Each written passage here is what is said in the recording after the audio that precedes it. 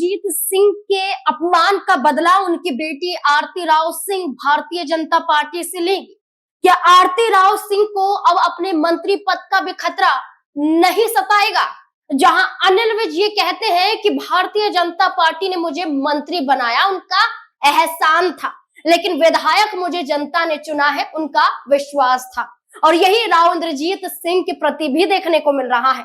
विधानसभा चुनाव में राव इंद्रजीत के समर्थक अहिरवाल बेल्ट पर जीत जाते हैं।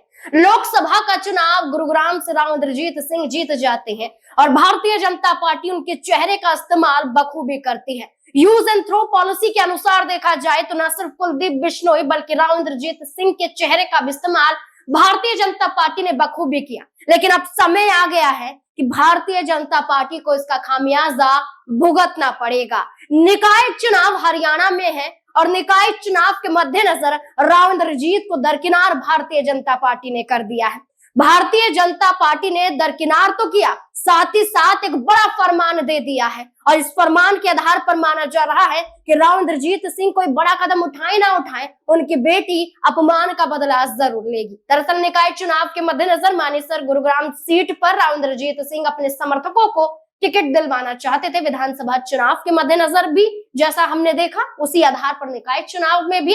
लेकिन निकाय चुनाव में भारतीय जनता पार्टी ने पूर्व मुख्यमंत्री मनोहर लाल खट्टर के करीबियों पर भरोसा जताया, न कि राव इंद्रजीत के समर्थकों पर। ऐसे में राव इंद्रजीत सिंह की नाराजगी उनके चुप्पे के जरिए दर्शाई गई।